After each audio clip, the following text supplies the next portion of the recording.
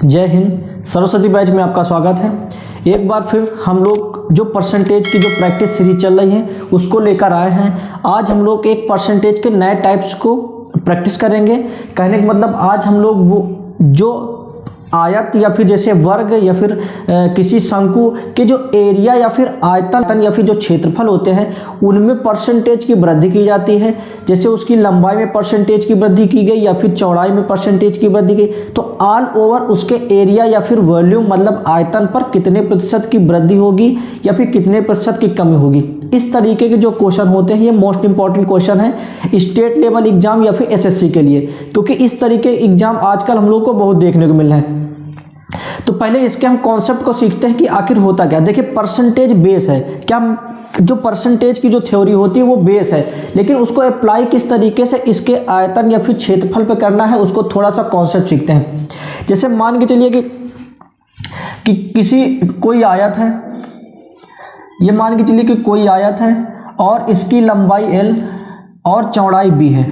अगर इसकी लंबाई l और इसकी चौड़ाई b है तो मान के चलिए कि चौड़ाई को अगर हम आपसे बोल दें कि 10% बढ़ाया जाता है, चौड़ाई को 10% बढ़ाया जाता है और लंबाई को 20% बढ़ाया जाता है, लंबाई को 20% बढ़ाया जाता है।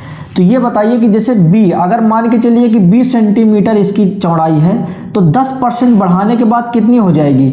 अगर मान के चलिए कि एक आयत हमारा क्या है कि जिसकी लंबाई 20 सेंटीमीटर है और चौड़ाई जिसकी चौड़ाई 20 सेंटीमीटर और लंबाई 20 सेंटीमीटर है।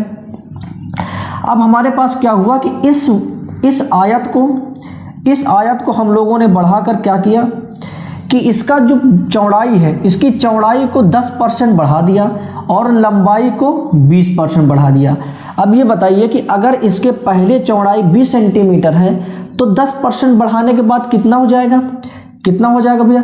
देखिए 10% बढ़ाने के बाद कितना हो जाएगा, 10 का फ्रैक्शन वैल्यू कितना होता है 1/10, तो 10 पर 1 बढ़ेगा 11, तो कहने का मतलब कितना हो जाएगा 11b/10। b का 10% बढ़ने के बाद कितना हो जाएगा 11b/10। अगर लंबाई को 20% बढ़ाते हैं, लंबाई को 20% बढ़ाने का मतलब क्या है कि अगर 20% की फ्रैक्शन वैल्यू क्या होती है 1/5। कहने का मतलब यह है कि अगर लंबाई का 1/5 बढ़ाने के बाद लंबाई कितनी हो जाएगी, 5 पर 1 बढ़कर हो जाएगा 6, किस पर 5 पर, और लंबाई l। तो कहने का मतलब यह है कि कोई आयत था, आयत की चौड़ाई b थी और मान के चलिए कि लंबाई अगर l थी, तो आपसे दूसरी कंडीशन में क्या किया कि इसको खींचकर ऐसे बढ़ाया गया। खींचकर बढ़ाने के बाद क्या हुआ कि इसकी जो चौड़ाई है वो 10% बढ़ गई और लंबाई 20% बढ़ गई। अब चौड़ाई 10% बढ़ने या फिर लंबाई 20% बढ़ने का मतलब क्या है कि अगर 20 सेंटीमीटर था, अगर जो चौड़ाई 20 सेंटीमीटर थी तो b का 10% बढ़ने के बाद कितना हो जाएगा 11b/10। कहने का मतलब यह है कि अगर चौड़ाई 20 सेंटीमीटर थी तो अब चौड़ाई कितनी हो गई है 11b/10। अगर लंबाई 20 सेंटीमीटर बढ़ गई है तो अगर लंबाई पहले l सेंटीमीटर थी तो 20 सेंटीमीटर बढ़ने के बाद लंबाई हो कितनी जाएगी 6l/5, 6l/5 क्या हो जाएगी 6/5 इंटू l, चाहे तो इसको क्या बोलिए कि 6l/5। अब देखिए चौड़ाई भी बढ़ गई है इसकी और लंबाई भी इसकी बढ़ गई है, तो एरिया भी तो कुछ बड़ा होगा इसका एरिया जो क्षेत्रफल है वो भी इसका कुछ बड़ा होगा, क्योंकि देखिए लंबाई चौड़ाई दोनों बढ़ गई है तो क्षेत्रफल भी इसका बड़ा होगा। तब आपसे ये क्वेश्चन में पूछा जा सकता है कि यहाँ पर जो एरिया रहा होगा और यहाँ पर जो नया एरिया आएगा उसमें कितने प्रतिशत की वृद्धि हो रही है या फिर कमी हो रही है। अगर लंबाई या फिर चौड़ाई में कमी हो जाएगी तो क्षेत्रफल में कमी आएगी, अगर लंबाई चौड़ाई में वृद्धि हो रही है तो क्षेत्रफल में भी क्या हो जाएगी वृद्धि हो जाएगी। इस तरीके से हम लोग इस कॉन्सेप्ट, ये जो क्वेश्चन होता है इसका कॉन्सेप्ट यही होता है कि अगर चौड़ाई को बढ़ा दिया जाता है लंबाई को भी बढ़ा जाता है तो उसका जो नया एरिया होता है वो भी किसी न किसी परसेंटेज से बढ़ जाता है। तो उसको निकाला कैसे जाता है, देखिए जैसे जब बिना बढ़े जब कोई परिवर्तन नहीं हुआ था कि चौड़ाई b ही थी और लंबाई l ही थी, तो इसका क्षेत्रफल कितना होता है, आयत का क्षेत्रफल कितना होता है लंबाई गुणे चौड़ाई। कहने का मतलब क्या है कि b इंटू एल, एरिया इसका कितना हो जाएगा, b इंटू एल। अब जब नया जो आयत बन गया है, कहने का मतलब जब इसकी चौड़ाई 11b/10 हो गया है और 6l/5 हो गया है, तब इसका एरिया कितना हो गया, लंबाई गुणे चौड़ाई, तो कितना हो जाएगा 11 छक्का 66 b इंटू एल, और नीचे का गुणा हो जाएगा 10×5 = 50। 10×5 = 50। अब कहने का मतलब यह है कि पहले लंबाई कितनी थी, सॉरी एरिया कितना था, L इंटू बी। अब लेकिन अब एरिया कितना हो गया है कि 66/50 66/50 इंटू बी इंटू एल। अब देखिए पहले एरिया कितना था, b इंटू एल, अब एरिया कितना हो जाएगा, b इंटू एल का 66/55। कहने का मतलब यह है कि इसका एरिया कितना बढ़ गया है, 66/50। अब देखिए नंबर में बनाते हैं कि बढ़ा कितना है, देखिए एरिया पहले छोटा था, अब क्या हो गया बड़ा, तो बड़ी वाली संख्या से छोटी वाली संख्या को घटा देंगे, तो 66/50 BL माइनस BL। अब इसको माइनस करेंगे, कितना हो जाएगा, BL से BL अगर कॉमन कर लेंगे तो ये 50 ऊपर जाएगा, तो 66 में से 50 जाएगा तो कितना हो जाएगा 16/50। कितना हो जाएगा 16/50। तो कहने का मतलब ये है कि डिफरेंस इसका कितना आ गया है, उसके एरिया का जो डिफरेंस है वो कितना आ गया है 16/50 इंटू BL। एरिया का डिफरेंस मतलब बढ़ कितना गया है एरिया, अगर पहले एरिया BL था तो अब बढ़कर कितना हो गया है 16/50 इंटू BL, इतना एरिया बढ़ गया है। अब जैसे परसेंटेज में आपसे पूछा जाए कि कितना परसेंट बढ़ गया, तो देखो BL बढ़ा है किस पर, BL पर कितना बढ़ा है 16/50 इंटू BL। तो जितना बढ़ा हुआ होता है उसको ऊपर लिखते हैं, जैसे 16 इंटू BL/50। अब किस पर बढ़ा है BL, तो वो नीचे वैल्यू आ जाएगी BL। अब परसेंटेज के लिए 100 से गुणा, तो हम जानते हैं कि BL से BL कैंसिल, 50 एकम 50, 50 दूनी 100, और ये 16 दूनी 32। कहने का मतलब हमारा एरिया कितना बढ़ गया है 32%। 32%। अब यहाँ से हम समझाने की क्या कोशिश कर रहे हैं कि देखिए अगर चौड़ाई हम लोग b माने थे और लंबाई l माने थे, चौड़ाई को 10% बढ़ाने के बाद चौड़ाई हो कितनी गई है 11b/10, और l को 20%, लंबाई को 20% बढ़ाने के बाद लंबाई हो कितनी जाएगी 6l/5। अगर लंबाई b थी और अगर चौड़ाई b थी और लंबाई l सेंटीमीटर थी, तो एरिया क्या होता है लंबाई गुणे चौड़ाई, एरिया कितना हो गया b इंटू एल। इसको खींचने के बाद चौड़ाई में कुछ वृद्धि हुई 10% की और लंबाई में 20% की वृद्धि होने के बाद कुछ लंबाई चौड़ाई में परिवर्तन हुआ होगा। परिवर्तन के बाद जो एरिया इसका निकल के आएगा कि लंबाई गुणे चौड़ाई, एरिया कितना हो, नए वाले का एरिया कितना हो जाएगा लंबाई गुणे चौड़ाई। लंबाई गुणे चौड़ाई को जब गुणा करेंगे तो 11 छक्का 66 b इंटू एल, और नीचे का गुणा 10×50। तो कहने का मतलब यह है कि पहले बिना परिवर्तित हुए आयत के लंबाई और एरिया कितना है b इंटू एल, और परिवर्तन होने के बाद लंबाई और चौड़ाई बढ़ने के बाद इसका एरिया कितना हो गया है 66/50 इंटू BL। अब देखिए BL से बढ़ कितना गया है 66 BL/50, तो कितने की वृद्धि हो गई है, ये माइनस ये कर देंगे तो हमें निकल के क्या आया कि 16/50 इंटू BL की वृद्धि हो गई है। अब परसेंटेज के लिए क्या करते हैं हम लोग कि किसका परसेंट कितना बड़ा है 16/50 बड़ा है, किस पर BL पर, तो इसका परसेंटेज निकालना है इसके कंपेयर में, तो 16/50 इंटू BL, और जो बेस होता है जिससे कंपेयर किया जाता है उसको नीचे लिखते हैं गुणे 100 परसेंटेज के लिए। तो BL से BL कैंसिल, 50 एकम 50, 50 दूनी 100, 16 दूनी 32। तो कहने का मतलब ये है कि जो पहले एरिया था उसकी चौड़ाई में 10% की वृद्धि और लंबाई में 20% की वृद्धि करने के बाद जो नया बड़ा आयत बनेगा उसका पिछले आयत से कितने परसेंट एरिया बढ़ गया है, तो हम लोग देख पा रहे हैं 32% एरिया बढ़ गया है। लेकिन एक चीज़ यहाँ पर आप देखे होंगे कि जो इसकी लंबाई और चौड़ाई की जो रियल वैल्यू थी, जो इसके लंबाई और चौड़ाई की जो रियल वैल्यू थी, जब हम लोग परसेंटेज निकाले थे तो परसेंटेज में जो लंबाई और चौड़ाई की जो रियल वैल्यू है वो आपस में कट जा रही है, वो आपस में कट जा रही है। इसलिए हम जानते हैं कि अगर परसेंटेज निकालना है, अगर परसेंटेज आयतन या फिर क्षेत्रफल का निकालना है तो उसके हमें रियल वैल्यू की ज़रूरत नहीं है। रियल वैल्यू का मतलब यह है कि अगर चौड़ाई रेशियो में दिया है तो हम रेशियो से परसेंटेज निकाल सकते हैं, या फिर कुछ नहीं दिया, परसेंटेज की वृद्धि दी है तो हम परसेंटेज से ही रेशियो निकाल कर तब भी आप उससे वृद्धि या फिर कमी प्रतिशत निकाल सकते हैं। कहने का मतलब यह है कि किसी के आयत में परिवर्तन या फिर क्षेत्रफल में परिवर्तन या फिर आयतन में परिवर्तन के लिए हमको जो है रियल वैल्यूज उसके मतलब नहीं है। अगर रेशियो या फिर परसेंटेज दिया रहेगा उससे भी हमारा क्वेश्चन सॉल्व हो जाएगा, क्योंकि हम लोग देख पा रहे हैं कि यहाँ से जो है जो इसकी लंबाई और चौड़ाई का जो मान था, वैल्यू थी, वो आपस में कैंसिल हो जाती है। कैंसिल हो जाने का मतलब ये है कि उसको अगर बाद में हम ये वैल्यू कैंसिल हो जा रही है तो बार बार b इंटू एल लेने की क्या ज़रूरत।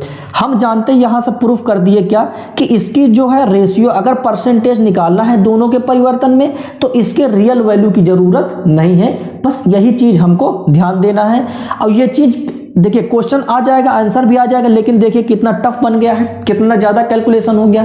तो इसी कैलकुलेशन से बचने के लिए, क्योंकि देखिए जो b इंटू एल हमको लोग लेकर चल रहे हैं, लास्ट में उसका कोई काम नहीं है, वो आपस में क्या हुआ, कैंसिल हो गया।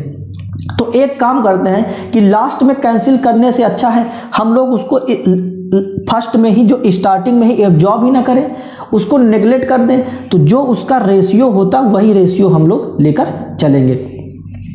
तो अब देखिए इस तरीके से हम लोग b इंटू एल मानकर चले। अब देखिए इसको रेशियो के हिसाब से अगर करके देखते हैं, इसको रेशियो के हिसाब से करके देखते हैं कितना परसेंट आएगा। देखिए अगर रेशियो के हिसाब से करेंगे तब जाके आपके रियल वैल्यू की जरूरत नहीं पड़ेगी, और रियल वैल्यू की जरूरत भी नहीं है, क्योंकि एरिया का परिवर्तन निकालने के लिए जो इसका रियल वैल्यू आप लेकर चलेंगे वो लास्ट में वैसे भी कट जाता है। अब जैसे वही क्वेश्चन है, सेम क्वेश्चन है, दूसरी भाषा में हम इसको समझा रहे हैं। जैसे मान के चलिए कि पहले कोई आयत था, इसकी चौड़ाई को 10% बढ़ा दिया जाएगा और लंबाई को 20% बढ़ा दिया जाए। अब देखिए 10% का मतलब क्या होता है, 10% का मतलब ये होता है कि 1/10।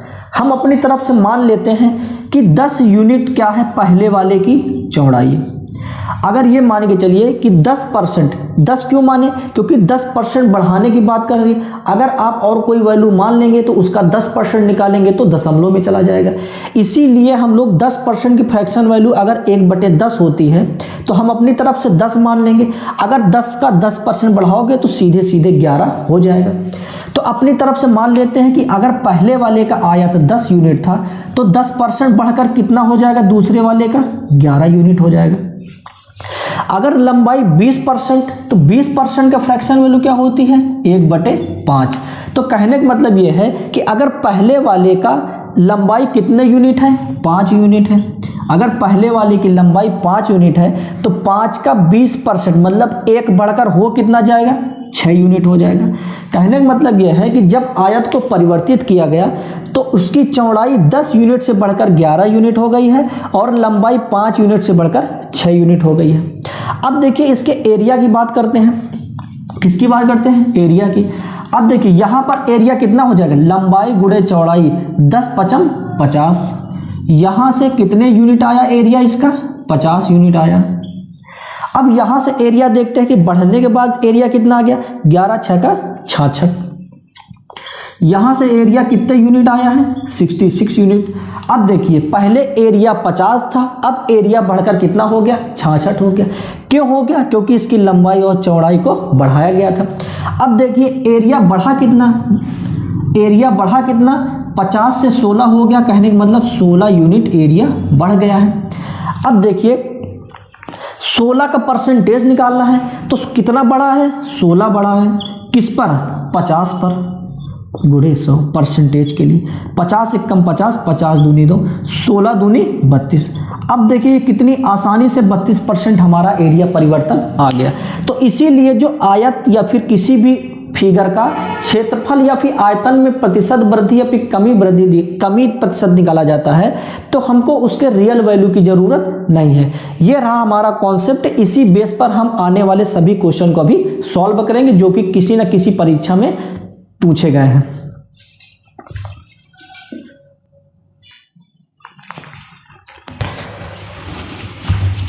देखिए जो हम लोग ने अभी कॉन्सेप्ट सीखा उसी पे बेस्ड क्वेश्चन करते हैं।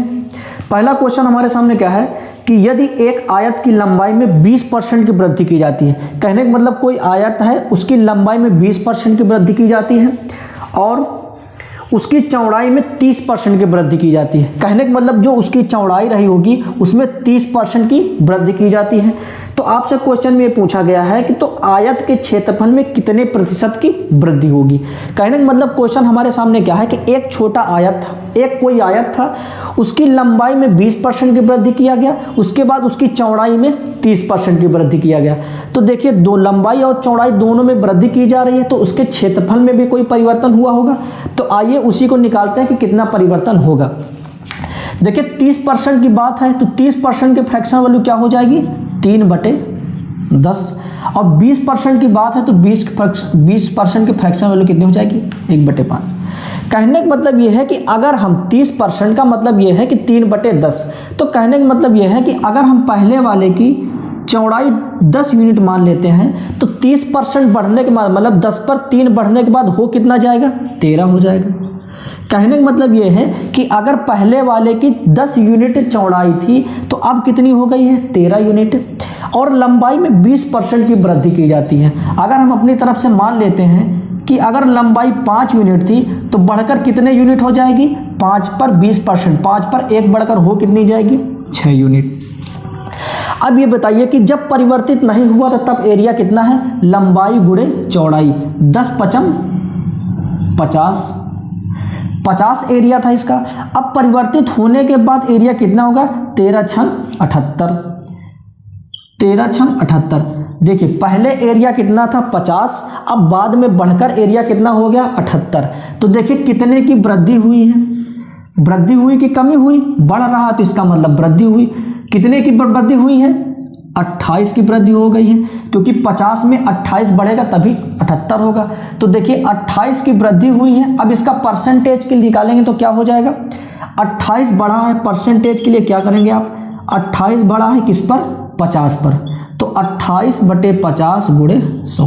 50 एक कम 50, 50 दूनी 100, 28 दूनी 56, 28 दूनी 56। तो कहने का मतलब ये है कि जो पहले एरिया था उससे जब उसकी लंबाई और चौड़ाई में परिवर्तन किया जाता है, बढ़ाया जाता है, तो एरिया में कितने परसेंट की वृद्धि होगी 56% की, जो कि हमारे सी नंबर ऑप्शन में सही होगा। देखिए इसी पर बेस्ड अगले क्वेश्चन की बात करते हैं।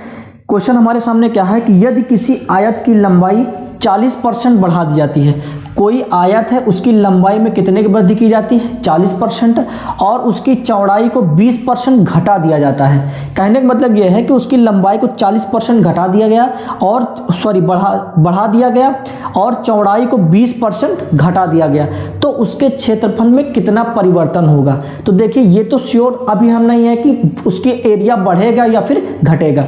तो आइए चेक करते हैं। देखिए 20% का मतलब क्या होता है 1/5। हम मान लेते हैं कि अगर चौड़ाई अगर पहले इसकी 5 यूनिट रही होगी तो 5 पर 1 घट रहा, देखिए 20% घट रहा है तो 5 पर 1 घट रहा। 5 पर 1 घटने का मतलब ये है कि इसकी चौड़ाई कितने यूनिट हो जाएगी 4 यूनिट। अगर इसकी पहले चौड़ाई 5 यूनिट थी तो 5 पर 1 घटकर हो कितनी जाएगी 4 हो जाएगी। 40% की फ्रैक्शन वैल्यू क्या होती है 2/5। 2/5 का मतलब यह है कि देखिए 0 से 0 कैंसिल, 2 दूना 4, 2 पंचे 10। तो कहने का मतलब 40% की फ्रैक्शन वैल्यू क्या होती है 2/5।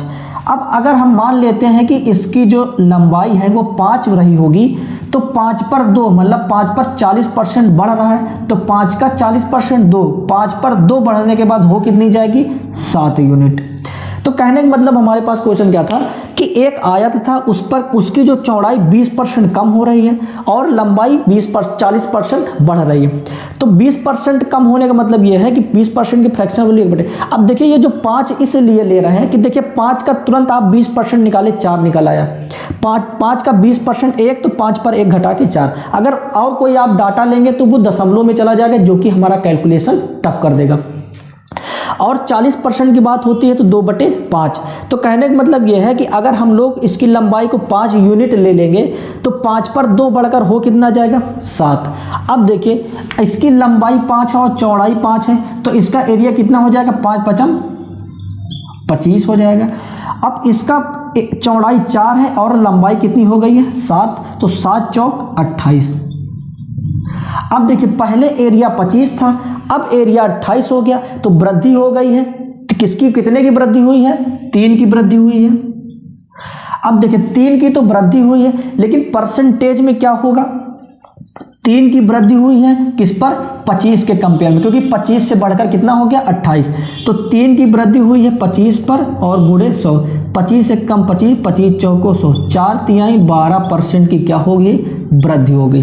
देखिए कभी कभी आपसे यह भी पूछ लेता है कि दोनों ऑप्शन में दिया रहता है कि 12% की वृद्धि हुई, 12% की या फिर कमी। तो आपको यह भी ध्यान देना है कि वृद्धि हो रही है कि कमी। हम लोग देख रहे हैं यहाँ पर 25 से बढ़कर हो कितना जा रहा है, 28, तो इसलिए 3 की वृद्धि हो रही है। अब 3 की वृद्धि हो रही है किस पर, 25 पर। तो ये जो 3 है 25 का कितना परसेंट है, 12% है, जो कि ऑप्शन में हमारे बी नंबर दिया है। बी नंबर में कितना है, 12%, जो कि हमारा यही आंसर सही होगा। देखिए अगले क्वेश्चन की बात करते हैं। क्वेश्चन हमारे सामने क्या है कि यदि किसी वृत्त की त्रिज्या उसकी मूल मान से 25% कम हो जाती है, तो पूछा क्या है कि फिर वृत्त के क्षेत्रफल में कितने प्रतिशत की कमी है। कहने का मतलब यह है कि कोई वृत्त, क्या कोई सर्कल है, कोई वृत्त है, उसकी जो त्रिज्या रही है पहले, उसकी त्रिज्या को क्या कर दिया जाता है, 25% कम कर दिया जाता है। जब त्रिज्या को कम कर दिया जाएगा तो जो इसका एरिया है वो भी क्या हो जाएगा, कम हो जाएगा। इस तो हमें वो जो एरिया में जो कमी निकलेगी उसी की गणना करनी है, उसी को निकालना है। तो देखिए एरिया क्या होता है इसका, सबसे पहले तो देखते हैं कि 25% की बात है, तो 25% की फ्रैक्शन वैल्यू क्या होती है, 1/4। तो कहने का मतलब ये है कि हमको अपनी तरफ से कुछ मानना है तो हम 4 मानेंगे। देखिए अपनी तरफ से कुछ मानना है हमको तो उसको 4 मानेंगे। क्यों, क्योंकि जो 4 मानने पर इसका 25% क्या करेंगे, तो ये संख्या दशमलव में नहीं जाएगी। इसको हम 50 बार बता चुके हैं। तो ये जो 4, अगर हम पहले त्रिज्या कितना मान लेते हैं, 4 यूनिट, अगर हम पहले की त्रिज्या 4 यूनिट मान लेते हैं तो 4 पर 1 कम होकर हो कितना जाएगा, 3 यूनिट। तो कहने का मतलब यह है कि अगर पहले 4 यूनिट था पहले की त्रिज्या, अब कितनी हो गई है, 3 हो गई है। अब ये बताओ कि इसका फार्मूला क्या होता है एरिया का, πr²। एक बात और ध्यान रखिए, हमने क्या बोला था जस्ट पहले कॉन्सेप्ट में कि ये जो कांस्टेंट वाली जो रियल की वैल्यूज होती हैं ये सब बाद में आपस में कैंसिल हो जाती हैं। जब कोई चीज़ हमको भैया कैंसिल ही करना है, कोई चीज़ हमको आउट ही करना है, कोई चीज़ बाहर निकालना है, तो हम अपने कैलकुलेशन में उसको एब्जॉर्ब क्यों करें। तो इसलिए हम जो πr² इसका वैल्यू होता है, लेकिन पाई को क्या कर देते हैं, नेग्लेक्ट कर देते हैं। अब इसका एरिया किस पर डिपेंड है, r के स्क्वायर पर, मतलब जो त्रिज्या है त्रिज्या के स्क्वायर पर। तो त्रिज्या कितनी है, 4 यूनिट, तो 4×4 = 16। तो कहने का मतलब ये पहले एरिया इसका कितना है, 16 है। अब इसका एरिया हो कितना गया है, 3। अब 3 का स्क्वायर, 3 × 3 = 9। कहने का मतलब यह है कि पहले इसका एरिया 16 यूनिट था, तो अब हो कितना गया है, 9 यूनिट। अब देखिए एरिया में क्या हो रही है, कमी हो रही है। कितने की कमी हो रही है, 16 से घटकर कितना हो जा रहा है, 9। तो कितने की कमी हो रही है, 7 की, क्योंकि 16 में से 7 जाएगा तभी 9 आएगा। तो देखिए 7 की कमी हो रही है, तो ये तो कमी निकल आई है। लेकिन परसेंटेज के लिए क्या करेंगे, कितने की कमी हो रही है, 7 की कमी हो रही है 16 पर, तो 7/16 × 100। ये कितनी बार जाएगा, 2 बार चला जाएगा, सॉरी 4 बार। तो 4×4 = 16 और 4×25 = 100। 25 सत्ते, देखिए 25 × 8 = 200 होता है, उससे कम 25 सत्ते 175। 175/400 4। कितने बार जाएगा भैया? 4 एकम 4, 4 चौक 16। कहने का मतलब हमारा जो पहले वाला अंक होगा वो 4 होगा, जो कि हमारे बी नंबर ऑप्शन में सही है। इस तरीके से हम लोग क्वेश्चन को जल्दी तरीके से सॉल्व करते हैं, कहीं कहीं पूरा कैलकुलेशन भी नहीं करना पड़ता। देखिए 4 चौक 16 कहने का मतलब हमको पता चल गया कि 4 वाला पहले आएगा, तो किस नंबर में है? बी नंबर ऑप्शन में। देखिए फार्मूले पे रखते हैं बस, बाकी और कुछ है नहीं इसमें। तो हमने क्या किया कैलकुलेशन में कि त्रिज्या क्या किया कि त्रिज्या में 25% की कमी हो रही है, तो 25% की फ्रैक्शन वैल्यू 1/4। अगर हम मान लेते कि पहले त्रिज्या 4 थी तो हो कितनी जाती है? 3। और इसका पाई आर स्क्वायर होता है, लास्ट में पाई से पाई कैंसिल होना रहता है, इसलिए हम उसको पहले ही एब्जॉर्ब नहीं करते। तो इसका एरिया किस पर डिपेंड होगा? त्रिज्या के स्क्वायर पर। तो 4 चौक 16 यहाँ है और त्रिज्या 3 है, तो 3 त्रिक का 9। 16 एरिया हो कितना गया? 9। कितने की कमी आई? 7 की कमी आई। 7 की कमी आई 16 पर, तो 7/16 × 100। इसको कैलकुलेशन करने पे हम देख पा रहे हैं कि हमारा कौन सा नंबर ऑप्शन आ रहा है? 43.75 इसका आंसर आ रहा है। इस तरीके से हम लोग जो है इन सब क्वेश्चनों को सॉल्व करते हैं। देखिए चीजें कुछ नहीं होती, बसंते क्या आपको थोड़ी सी समझने की देरी होती है। ये जो टाइप्स है बहुत मोस्ट इंपॉर्टेंट, ऐसा कोई एग्जाम नहीं जो आपको देखने को ना मिले। इस तरीके का जो टाइप्स, इस तरीके का टाइप्स आपको जो है बहुत देखने को मिलेंगे। देखिए भैया, खुल जाएंगे सभी रास्ते, रुकावटों से लड़ तो सही। खुल जाएंगे सभी रास्ते, रुकावटों से लड़ तो सही। सब हासिल होगा तो अपनी जिदों पर अड़ तो सही। देखिए भैया अगले क्वेश्चन की बात करते हैं, बहुत ही बेहतरीन क्वेश्चन एक प्रकार समझिए। तो क्वेश्चन में क्या है कि एक वर्ग है, वर्ग की भुजा को 10% बढ़ा दिया गया। वर्ग की भुजा को 10% बढ़ा देने पर उसके क्षेत्रफल में कितना परिवर्तन होगा, ये हमारे पास क्वेश्चन है। देखिए वर्ग का स्क्वायर क्या होता है? भुजा का स्क्वायर। जो एरिया क्या होता है, जो क्षेत्रफल क्या होता है? साइड का स्क्वायर। किसका? साइड का स्क्वायर। साइड का स्क्वायर इसलिए होता है क्योंकि वर्ग की चारों भुजाएं बराबर होती हैं। लंबाई गुणे चौड़ाई करेंगे तो ए दोनों की साइड बराबर, तो उसका स्क्वायर हो जाता है। ये हमारा रहा मेंसुरेशन का कॉन्सेप्ट। लेकिन इस क्वेश्चन में हमको क्या बताया कि भुजा को 10% बढ़ा दिया जाता है। तो 10% की फ्रैक्शन वैल्यू क्या होती? 1/10। अगर हम मान लेते हैं कि पहले 10 यूनिट भुजा साइड थी, तो हो कितनी गई बढ़कर? 10 पर 1 बढ़ गई है, मतलब हो गई है 11। अब जब इसकी साइड 10 थी तो इसका स्क्वायर कितना था? 10×100।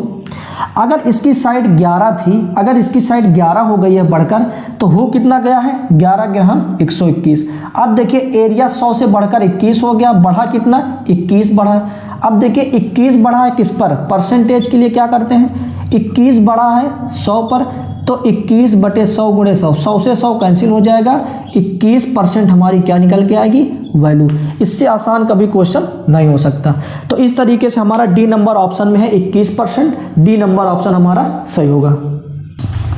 देखिए अगले क्वेश्चन की बात करते हैं। देखिए भैया कहीं ना कहीं मेरा जो है अभी जो जैसे मान के चलिए मेरा स्टार्टिंग पॉइंट है, तो कहीं बहुत सारी रुकावटें हमारे सामने आ रहे हैं बहुत से। देखिए भैया मैं जिसकी गारंटी मैं लेता हूँ, मुझसे बड़े बड़े टीचर हैं, ऐसा नहीं है कि मैं ही बहुत सर्वश्रेष्ठ हूँ या फिर मुझे ही सबसे ज़्यादा है, लेकिन मुझे अपने आप के ऊपर इतना भरोसा है कि जिस चीज़ को कोई टीचर सबसे लोवेस्ट, जिसका माइंड लेवल सबसे लो होगा, अगर कोई टीचर उस बच्चे को भी मैथ नहीं समझा पा रहा, तो मैं गारंटी लेता हूं उस बच्चे को भी मैथ सिखाने के लिए। जिस तरीके से मैं उस बच्चे को विजार्ड ऑफ मैथ मैं क्यों लिखता हूं?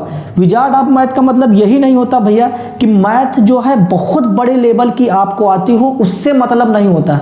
मैथ को आप कितना जमीनी स्तर से छू सकते हैं, मैथ को आप कितना जमीनी लेवल से आप उठा सकते हैं। कहने का मतलब यह है कि कितने अच्छे तरीके से, कितने बेसिक तरीके से आप दूसरों को एब्जॉर्ब करवा सकते हैं मैथ, ये होता है विजार्ड।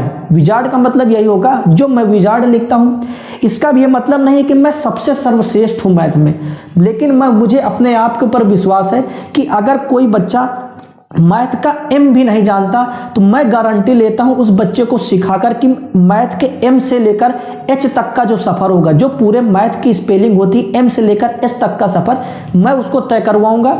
इसी तरीके से फिगर को लेकर देखिए कोई भी चीज़ें होती हैं जैसे ऐसे नहीं ऑब्जर्व होती हैं, लेकिन अगर उसको हम विजुलाइज करवा देते हैं बच्चों में तो वो उसके बच्चों के माइंड में ज़्यादा तरीके से घुस जाता है। इसलिए यह है कि मैं सर्वश्रेष्ठ तो नहीं मानता हूँ अपने आप को, क्योंकि हमारे बहुत से गुरुजन मैथ के हैं जो कि हमसे बहुत ज़्यादा बड़ा एक्सपीरियंस उनके पास, लेकिन मैं इतनी अपने आप के ऊपर गारंटी लेता हूँ, विश्वास लेता हूँ इस चीज़ का कि छोटा से छोटा बच्चा या फिर किसी भी कम माइंड लेवल का बच्चा होगा मैथ के लिए, मैं उसको भी मैथ सिखा सकता हूँ। इसलिए मैं अपने आप को विजार्ड लिखता हूँ। बाकी मैं ऐसा नहीं, विजार्ड मैं इसलिए नहीं लिखता कि जो है मैं ही सबसे ज़्यादा सर्वश्रेष्ठ हूँ। मैं मुझसे भी बहुत से ज़्यादा लोग सर्वश्रेष्ठ हैं, मैं उनका आदर सम्मान करता हूँ, लेकिन मैं इसलिए अपने आप के ऊपर विश्वास करता हूँ कि मुझे अपने खुद पर गारंटी है कि कोई भी बच्चा, ऐसा नहीं है कि कोई भी बच्चा है वो मैथ सीखने के लायक नहीं है, ऐसा नहीं है। मैं उसको मैथ सिखा सकता हूँ, मेरे पास इतनी क्षमता है। मैं इस क्षमता को अपने आप के अंदर विश्वास में रखता हूँ कि उस चीज़ को आपको कैसे समझ में नहीं आएगा। हम हर एक लेवल पे जाएंगे, फिगर बनाएंगे, आपको विजुलाइज करवा देंगे, लेकिन इतनी गारंटी मैं लेता हूँ कि अगर आप मैथ सीखना भी नहीं चाहेंगे तो मैं ऐसा सिखाऊंगा मैथ कि आपको सीखने पर मजबूर कर दूंगा। तो देखिए इसी तरीके से अगला क्वेश्चन क्या है हमारे सामने।